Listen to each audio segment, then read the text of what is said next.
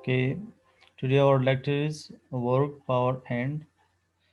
energy and potential, electromagnetic field theory. Okay,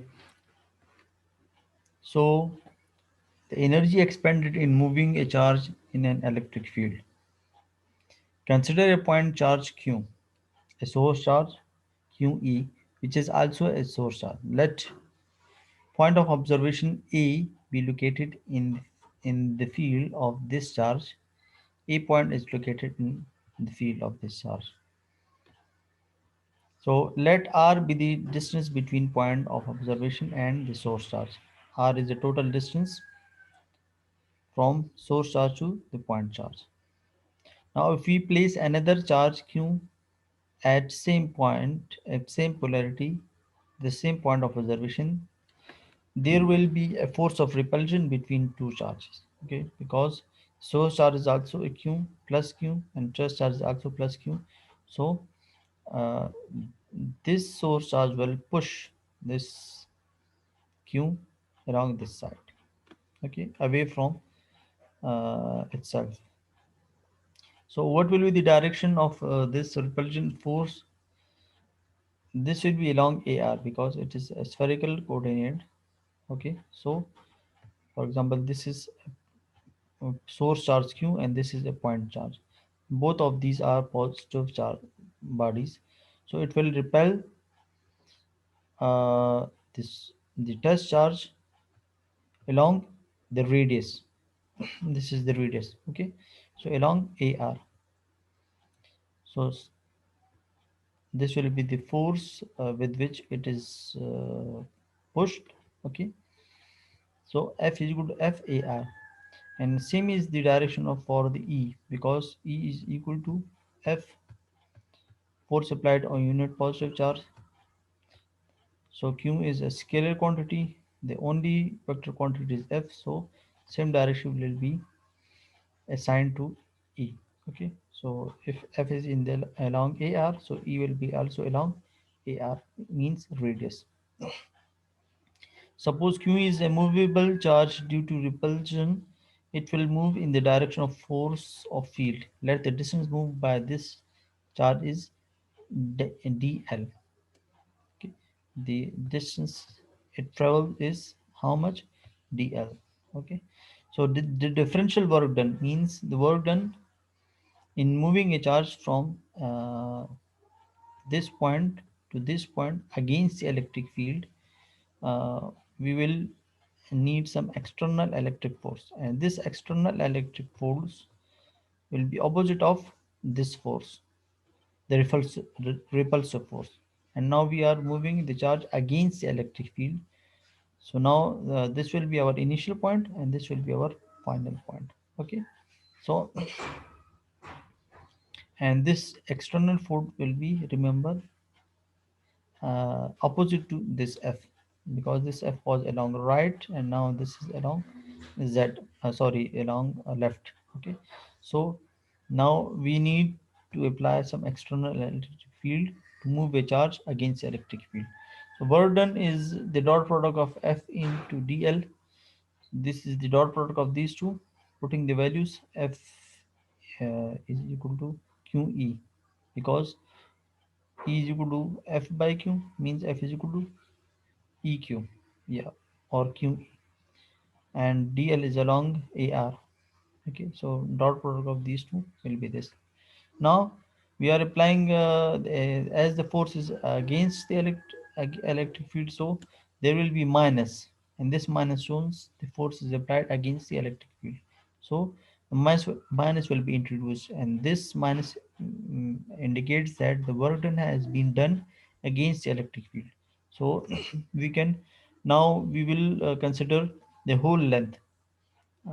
Initially we have considered the partial lengths dl, but now we will consider the whole complete length by applying the integration.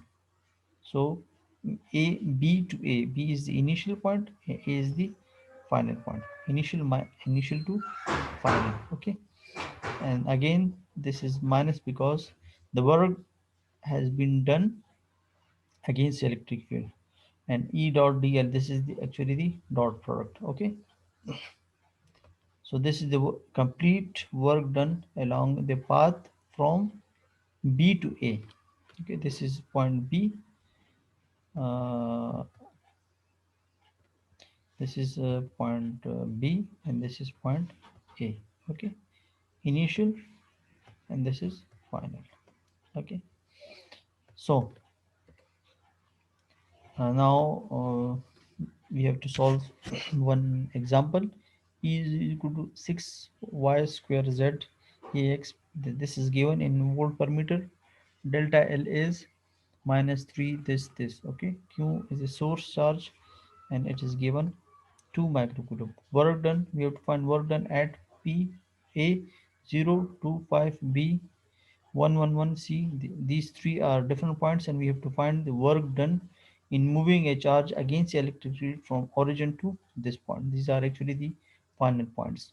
Okay, so first we have to solve part A. Electric field intensity at point A is given by E is given, so we have to replace these values 0 to 5 in these. 0 represent the x value, to y, and uh, z represents z is equal to 5. So putting these values in E, and so we will get EA is equal to 120 AX, because these two AY and AZ are became 0. So as the differential work done by the external agent is given by minus Q EA dot DL. Delta L or DL, same thing. It means the differential length. Okay, so putting the values of this, and we have to find the dot product. So dot product means you have to dot only the ax with ax term, because there is no need to multiply this with ay or az, because you will get ultimately you will get 0, so no need to multiply. Okay, so you will get D means the differential work done 8 point A 720 pico, pico means 10 is power minus 12 joule. Okay, now for point B, again put the values of 111 in E. Okay, so we will have 1 square into 1, 12 into 1 into 1 into 1, 6 1 1 square. Okay, so we will get EB like this. And now the dot product of x with x term, y with y term, and z with z term, we will get this. Okay, dw is minus 60. Now at point C, putting with the values of C, minus zero point 0.7, minus 2, minus zero point 0.3. So this. Okay, so again taking the dot product, so you will get minus 60 pico joule. Okay, now what is the line integral? Okay, so if we have this straight line L, okay, and now we are considering some curved path from B to A along this, and by taking the differential lengths, means small lengths. For example, this is the differential length delta L1, this is the differential length delta L2, this is differential length delta L3, and so on. Okay, so uh, let we have to find the work done along all of these differential lengths, means the work done along this region is w1, and then w2, and then w3, so on up till w7. Okay, so according to the formula, w is minus qe dot dl. So for w1 we will put delta l1. Okay, for w2 put delta l2, and so on. So then we have to add up all these differential lengths from B to A, taking minus QE common, and add up these small portions delta L1, delta L2. Okay, so the distance along B to A is will be the resultant of LBA, the total length. Okay, from B to A. So minus QE. dot LBA. So initially it was along this LBA, and now this is again LBA. So what does it mean? We have concluded that the energy required to move a charge in a uniform field is independent of the path followed, but the condition is uniform field. Okay, no matter if you move along this or curvy shape or some by some long distance, you will have to need a same amount of force applied along all of these paths in uniform electric field. So let's demonstrate it using some example. Drill 4.2, Q is given, source charge that is 5 microcoulomb, initial point is origin 0, 0, 0, final point is 2 minus 1 4, but we have to reach this final point through three paths. Okay, first along x, then along minus y, and then along z. Okay, so E is given by this expression: a point straight line segment from the origin to 2 0 0, and then to 2 minus 1 0, and then to 2 minus 1 4. Okay, straight line, this is the straight line equation, and then the curved line. Okay, so what is the summary of this question? Actually, the first part is that we have to find the mm, work done along this path, 1 2 3. This is our initial to final. Okay, via this path. Second, in B part, we have to find the work done in moving a charge from this to this with a straight line. And in third part, we have to along this curve. Okay, so then we have to conclude that what is the difference in the work done in moving a charge from point A to point B through different paths. Okay, so let's start with part A.